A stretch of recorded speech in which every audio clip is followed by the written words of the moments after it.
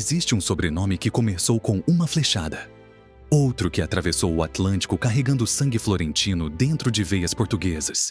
E há um terceiro que quase desapareceu porque o homem que o trouxe ao Brasil era filho segundo. E no mundo colonial, filho segundo não herdava nada. Esses sobrenomes ainda estão aqui. Estão em Recife, em Olinda, em cidades do interior do Nordeste que poucos turistas conhecem. E cada um deles esconde uma história que a maioria dos brasileiros nunca ouviu. Hoje, 10 sobrenomes vão guiar uma viagem pelo Nordeste colonial. Aquele Brasil que cheirava a cana-de-açúcar, que era governado por famílias poderosas instaladas em engenhos à beira do Capibaribe, e onde um único clã poderia ter mais poder do que um governador nomeado pelo rei de Portugal. Se você está assistindo pela televisão, que tal compartilhar esse vídeo com alguém que também ama descobrir as histórias escondidas do Brasil? Cada compartilhamento ajuda o canal a crescer e a chegar a mais pessoas. E assinar, se ainda não assinou, é o gesto mais simples que você pode fazer para garantir que essas histórias continuem sendo contadas. Vamos começar com uma pergunta que parece simples, mas não é. Quantas cidades da América toda têm o nome de uma batalha travada no Brasil colonial? A resposta é uma: Albuquerque, no estado do Novo México, nos Estados Unidos. O nome foi dado por espanhóis em homenagem ao Duque de Albuquerque, mas o sobrenome em si é muito mais antigo. E sua versão brasileira começa numa história de guerra, de olho perdido e de paz selada por um casamento improvável. O sobrenome Albuquerque chegou ao Nordeste brasileiro em 1535, quando a frota de Duarte Coelho aportou no litoral pernambucano para fundar o que seria chamado de Nova Lusitânia. Junto com Duarte Coelho veio seu cunhado, um homem chamado Jerônimo de Albuquerque. Segundo os registros genealógicos documentados pelo historiador Borges da Fonseca, Jerônimo era sobrinho do famoso vice-rei Afonso, o Grande de Albuquerque. O conquistador de Goa, homem de família nobre, mas sem fortuna para acomodá-lo em Portugal, Jerônimo veio ao Brasil com a função de ajudar a administrar a nova capitania. Logo ao chegar, durante um dos primeiros confrontos com os povos indígenas da costa, Jerônimo levou uma flechada. Perdeu um dos olhos. Foi feito prisioneiro pelos tabajaras e condenado à morte. Ninguém esperava que ele sobrevivesse, mas sobreviveu, porque a filha do cacique de Uiraúbi, uma jovem que depois seria batizada como Maria do Espírito Santo Arcoverde, intercedeu por ele. Apaixonou-se pelo português. O casamento entre Jerônimo e Maria Arcoverde selou a paz entre os tabajaras e os colonizadores e fundou uma das mais extensas linhagens do Brasil colonial. Jerônimo ficou conhecido como o Torto por causa do olho perdido, mas ficou ainda mais conhecido por um apelido que os genealogistas usam até hoje: Adão Pernambucano.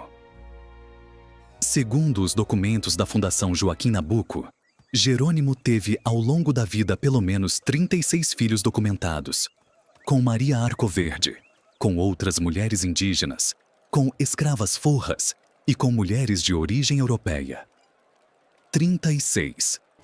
Esse número sozinho já explica por que o sobrenome Albuquerque se espalhou por todo o Nordeste em poucas gerações. A família Albuquerque de Pernambuco originou ramos que percorreram o Maranhão, o Rio Grande do Norte, o Ceará e muito além.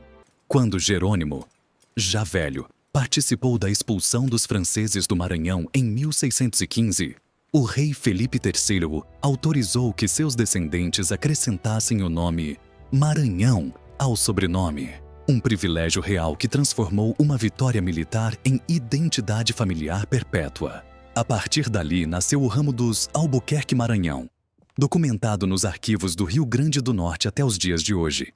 O significado do sobrenome em si é uma questão que divide os estudiosos. Em latim, albus quercus significa carvalho branco.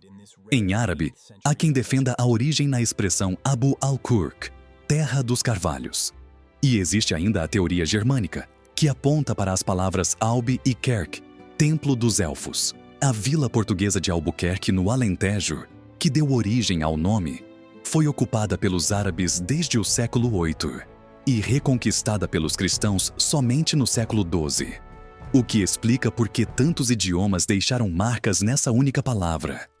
E é justamente em cima dessa palavra, Albuquerque, que a história do próximo sobrenome começa. Porque um dos filhos de Jerônimo teve uma filha. Essa filha se casou com um homem que tinha acabado de cruzar o Atlântico, vindo de Florença. E o sobrenome que esse homem trouxe na bagagem se tornaria séculos depois o mais famoso de toda a aristocracia nordestina. Você não esperaria que o sobrenome mais poderoso de Pernambuco fosse italiano. Mas era. Filippo Cavalcanti nasceu em Florença no século XVI, filho de Giovanni Cavalcanti, um banqueiro e mercador florentino que tinha entre seus clientes o rei Henrique VIII da Inglaterra. É o que indicam os registros genealógicos sobre a família Cavalcanti, disponíveis na Wikipédia e em fontes como o jornal Tribuna. A família Cavalcanti pertencia à mesma Florença dos Médici, dos banqueiros que financiaram o Renascimento. Não eram pessoas comuns. Filippo chegou ao Brasil, segundo os registros históricos, provavelmente em meados da década de 1560. Casou-se com Catarina de Albuquerque, filha de Jerônimo de Albuquerque com Maria Arcoverde, portanto, descendente direta do Adão pernambucano. O casal teve 11 filhos sobreviventes. 11. Em um território onde o açúcar era ouro e as terras se mediam em léguas. 11 descendentes diretos representavam um poder imenso. Mas o que poucos imaginam é o motivo pelo qual Filippo deixou Florença. Segundo os registros históricos, a família Cavalcanti estava em uma situação delicada na Itália, envolvida em disputas religiosas e políticas, que tornavam o ambiente europeu perigoso para eles. O Brasil, e em especial a capitania de Pernambuco, com seus engenhos em expansão e seu açúcar em alta no mercado europeu, representava uma saída. Filippo não veio por aventura. Veio porque precisava de um recomeço. O que aconteceu depois com os Cavalcanti em Pernambuco é uma das histórias mais impressionantes do Brasil colonial. Ao longo dos séculos 17 e 18, o sobrenome se multiplicou de tal forma, por casamentos, por adoção do nome por agregados e afilhados, conforme o costume da época, que se tornou sinônimo do próprio Nordeste. Os Cavalcanti de Albuquerque, ramo mais poderoso, chegaram a controlar a política pernambucana de tal maneira que uma estrofe circulava pela região no século XIX. Quem nasceu em Pernambuco há de estar desenganado, ou se é um cavalcante ou se é um cavalgado. Cavalgado, alguém dominado, controlado. A estrofe, registrada pela revista Aventuras na História, resume em 2 versos quem eram os Cavalcanti naquele Brasil. A pergunta agora é: e quem chegou ao mesmo tempo que os Cavalcanti, mas veio de outro lugar, com outra motivação, e construiu o que viria a ser chamado de um dos mais duráveis vínculos instituídos em toda a América Portuguesa? Esse homem se chamava João Paes Barreto, e sua história começa com uma injustiça familiar. Em Viana do Castelo, no norte de Portugal, ao lado da foz do rio Lima, existia uma família chamada Velho Barreto. Segundo os registros históricos disponíveis na Wikipédia e em pesquisa específica da família Paes Barreto, o patriarca dessa família, Antônio Velho Barreto, era cavaleiro da Ordem de Cristo, uma das mais nobres distinções que Portugal concedia. Ele tinha 2 filhos. O primogênito herdou tudo. O título, as terras, o morgadio de Bilheiras. Para o segundo filho, João, sobrou apenas o suficiente para pagar a passagem ao Brasil. João Paes Barreto desembarcou em Pernambuco entre 1557 e 1560, com pouco mais de 16 anos. Filho segundo de família nobre, sem herança, sem título, sem terras, mas com um nome, Paes Barreto, que carregava o peso genealógico de uma das mais antigas linhagens do norte de Portugal, rastreável até o século XII, quando Dom Gomes Mendes Barreto foi o primeiro a usar o sobrenome tirado da Barra de Viana do Castelo. O que João Paes Barreto fez com esse nome é extraordinário. Entrou nas milícias coloniais, participou de campanhas militares na Mata Sul de Pernambuco, lutou na Batalha da Baía da Traição, na Paraíba, em 1584, comandando 300 homens depois de 5 dias de viagem. Em 1592, liderou uma das expedições que expulsou franceses e indígenas hostis do Rio Grande do Norte. E, no meio de tudo isso, construiu uma fortuna açucareira que chegou a cerca de 10 engenhos. Casou-se com Inês de Guardes, filha de portugueses donos de engenhos na várzea do Capibaribe, e recebeu como dote o engenho Guerra. Em 1580, João Paes Barreto fundou o Morgado do Cabo de Santo Agostinho, um vínculo legal que garantia que suas terras permaneceriam indivisas e inalienáveis por gerações. Esse morgado, confirmado pela coroa em 1603, durou até o século XIX, quando a lei brasileira aboliu os morgadios. Durou mais de 200 anos, segundo os pesquisadores Ana Lunara Moraes e a revista Cantareira. Foi um dos mais duráveis vínculos patrimoniais instituídos em toda a América Portuguesa. João Paes Barreto morreu em 21 de maio de 1617 e está sepultado na capela do Hospital da Santa Casa de Olinda. Deixou 8 filhos. Cada um recebeu um engenho. Um filho segundo, que chegou ao Brasil com quase nada, transformou um sobrenome herdado sem fortuna em uma das famílias mais ricas de Pernambuco colonial. Mas a história dos sobrenomes do Nordeste colonial não é apenas uma história de homens. Há um sobrenome cuja origem está numa mulher, ou mais precisamente, numa árvore. E a confusão que esse nome criou ainda existe hoje. Se você encontrar alguém chamado Alencar no interior do Ceará, do Pernambuco ou da Paraíba, é muito provável que essa pessoa descenda de uma das famílias pioneiras do sertão nordestino. O sobrenome Alencar é documentado entre as famílias mais antigas do sertão pernambucano, especialmente nas regiões banhadas pelo rio Brígida. Segundo os registros históricos publicados na plataforma Web Artigos sobre as famílias colonizadoras do Alto Sertão de Pernambuco, a família Alencar figura entre as pioneiras da região, ao lado dos Agra, como as primeiras a ocupar e administrar fazendas de gado no sertão pernambucano.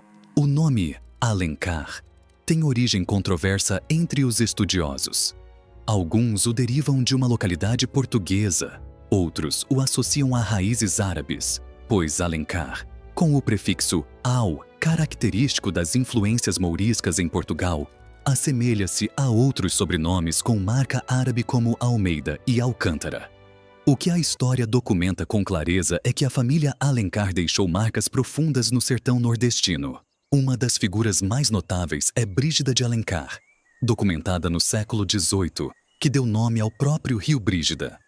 O rio que ainda hoje percorre o sertão pernambucano e dá seu nome a cidades como Parnamirim, um rio chamado com o nome de uma mulher, num tempo em que mulheres raramente apareciam nos documentos oficiais. A terra guardou o nome onde os cartórios não chegavam. O sobrinho neto de Brígida de Alencar, o escritor e político José de Alencar, autor de O Guarani e Iracema, nasceu no Ceará em 1829 e se tornaria uma das vozes mais importantes da literatura brasileira do século XIX. Mas a raiz do nome estava muito antes dele, plantada nas fazendas de gado do sertão, naquelas terras de caatinga que os Alencar souberam ocupar antes que qualquer mapa as registrasse corretamente. Existe um sobrenome que quase não sobreviveu, não porque a família foi exterminada, não porque os documentos se perderam, mas porque os holandeses chegaram. Quando a Companhia das Índias Ocidentais invadiu Pernambuco em 1630 e instalou ali o governo de Nassau, muitas das famílias mais tradicionais da capitania perderam tudo. Terras confiscadas, engenhos ocupados, arquivos destruídos ou levados para a Holanda. E famílias que tinham construído gerações de riqueza e reputação viram seus sobrenomes ameaçados de desaparecer junto com seus bens. É nesse contexto que o sobrenome Vieira de Melo ganha uma dimensão diferente. Segundo as pesquisas documentadas na plataforma Pernambuco Imortal e pela Wikipédia, o fundador pernambucano da linhagem, o primeiro Antônio Vieira de Melo, chegou a Pernambuco em 1654, pouco depois da expulsão dos holandeses, vindo de Cantanhede, em Portugal. Veio como capitão nas guerras que consolidaram a reconquista do território. Foi sargento-mor do Cabo de Santo Agostinho, cavaleiro fidalgo da Casa Real, e cavaleiro da Ordem de São Bento de Avis. Seu neto, Bernardo Vieira de Melo, nascido em 1658 na freguesia de Muribeca, hoje o município de Jaboatão dos Guararapes, se tornaria uma das figuras mais fascinantes e contraditórias da história pernambucana. Em 1671, quando tinha apenas 13 anos, recebeu uma sesmaria de 20 léguas de terra concedidas a um adolescente. O que mostra o nível de influência que a família Vieira de Melo já possuía naquele momento. Bernardo Vieira de Melo foi nomeado pelo rei como o primeiro governador do Rio Grande do Norte, cargo que exerceu entre 1695 e 1701. Mas o que a história guarda com mais força sobre ele é o episódio de novembro de 1710, durante a chamada Guerra dos Mascates, o conflito entre a aristocracia rural de Olinda e os comerciantes portugueses de Recife. No dia 10 daquele mês, Bernardo e outros líderes olindenses propuseram algo que soava absolutamente radical para aquele tempo: romper com Portugal e instaurar em Pernambuco uma república independente, governada pelos ricos, ao modelo de Veneza. Uma república aristocrática no Brasil colonial. Mais de um século antes da independência. Agora imagine que você é um filho segundo, de novo. Mas desta vez, o pai não era apenas nobre. Era o homem considerado mais rico de Pernambuco no século XVI. Esse foi o dilema dos filhos do Paes Barreto. E é também a chave para entender o próximo sobrenome: Rego Barros. A família Rego Barros pertence ao que os historiadores chamam de nobreza da terra quinhentista de Pernambuco. As famílias que chegaram no século XVI e se consolidaram como elite colonial ao longo das gerações seguintes. Segundo os estudos publicados na Revista Cantareira e na tese de doutoramento da historiadora Ana Lunara Moraes, pela Universidade de Évora, o Rego Barros integra o chamado núcleo duro da aristocracia pernambucana colonial, ao lado dos Albuquerque, Cavalcante, Paes Barreto e Vieira de Melo. Mas há um sobrenome nesse grupo que chegou a Pernambuco não de Portugal, e sim, segundo alguns historiadores, de uma das rotas mais surpreendentes da colonização brasileira. O sobrenome Lins soa simples, 3 letras apenas. Mas a história por trás dessas 3 letras atravessa 3 países e 2 séculos antes de chegar ao Nordeste do Brasil. Segundo os estudos genealógicos documentados no Recanto das Letras e em fontes históricas sobre a família Lins, um dos ramos mais importantes chegou ao Brasil através de Sebald Lins, um nome claramente alemão, de Ulm, na Alemanha. O pai de Sebald tinha se transferido de Ulm para Lisboa em 1552, e o filho fixou-se em Pernambuco em 1578. Lins virou Lins, uma família alemã, com um sobrenome português aportuguesado, instalada nos engenhos de cana-de-açúcar do Nordeste colonial. Os descendentes de Sebald Lins se tornaram proeminentes proprietários de engenhos em Pernambuco e Alagoas, dando origem a sobrenomes compostos como Lins de Albuquerque e Albuquerque Lins, fusões que mostram como as famílias coloniais se interligavam por casamento. Existe, porém, um sobrenome do Nordeste colonial que carrega algo que os outros não carregam: a possibilidade de uma origem que a família sempre preferiu esconder. Durante o século XVI e o XVII, a Inquisição portuguesa perseguiu ativamente os chamados cristãos novos, judeus convertidos ao cristianismo à força, a partir do Edito de Expulsão de 1497. Muitas dessas famílias vieram ao Brasil exatamente para escapar das garras do Santo Ofício. Algumas mudaram de sobrenome, outras adotaram nomes de plantas, de lugares, de animais, qualquer coisa que apagasse a origem judaica. O que a história documenta com clareza é a ramificação extraordinária do sobrenome pelo Nordeste. De Pernambuco, os diversos ramos descendentes de Antônio Martins Bezerra espalharam-se por todo o Brasil.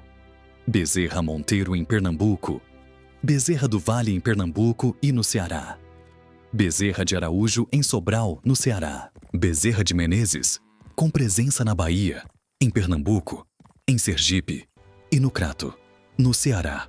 Agora chegamos a um sobrenome que não é português, não é italiano, não é alemão. É um sobrenome que o Brasil colonial inventou, porque a pessoa que o carregou não tinha nome em nenhum documento europeu. Maria do Espírito Santo Arcoverde. Esse nome foi dado por um padre, durante um batismo numa pequena ermida colonial próxima à costa de Pernambuco. Antes do batismo, ela era simplesmente a filha do cacique dos Tabajaras de Uiraubi, a jovem que intercedeu por Jerônimo de Albuquerque quando ele estava condenado à morte. Arcoverde é uma referência ao arco verde, uma imagem que remete ao arco e flecha dos guerreiros indígenas, ao território verde onde a família vivia. Ou talvez apenas a escolha poética de um padre que precisava dar um sobrenome a alguém que nunca tinha tido um. O sobrenome Arcoverde é um dos raros casos em que a identidade indígena sobreviveu, mesmo que de forma transformada, dentro do sistema colonial de nomes. Na maioria dos casos, indígenas batizados recebiam o sobrenome do senhor que os batizava ou do padre que presidia a cerimônia. Mas os filhos de Maria Arcoverde com Jerônimo de Albuquerque carregaram o nome dela. Um gesto incomum, possivelmente porque Jerônimo a reconhecia como aliada política fundamental, ou porque o casamento com ela tinha sido o pacto que permitiu a sobrevivência dos primeiros colonizadores de Pernambuco. O sobrenome Arcoverde existe até hoje. Crato, no Ceará, abriga a diocese de Crato, cuja história está entrelaçada com famílias tradicionais do Nordeste. Há um município chamado Arcoverde no agreste pernambucano, a cidade mais populosa do sertão do Moxotó, com mais de 70 mil habitantes.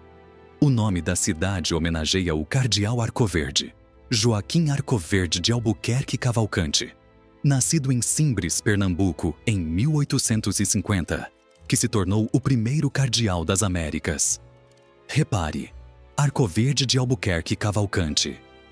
Os 3 sobrenomes que estruturaram o Nordeste colonial reunidos em um único nome. Uma genealogia que é, ao mesmo tempo, a genealogia de um Brasil inteiro. Mas ainda há um sobrenome que nos falta.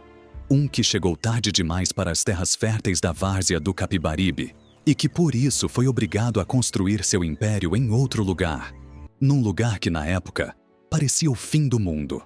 O sobrenome Carneiro da Cunha chegou ao Nordeste colonial não no século XVI, como os Albuquerque e os pais Barreto, mas no século XVII. E chegou de uma maneira diferente. Segundo os estudos publicados na Revista Cantareira e na tese de doutoramento de Ana Lunara Moraes, João Carneiro chegou a Pernambuco antes da invasão holandesa de 1630, provavelmente por convite de seu tio, Pedro Alves Carneiro, que já residia na capitania.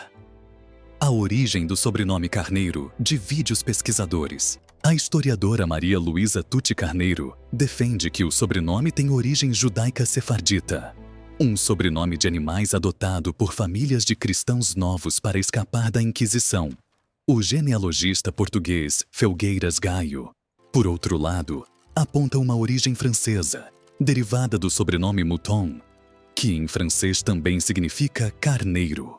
E o estudioso José Pedro Machado defende que seria uma alcunha originalmente atribuída a pastores de carneiros em Portugal, com registro documentado desde o século XIII.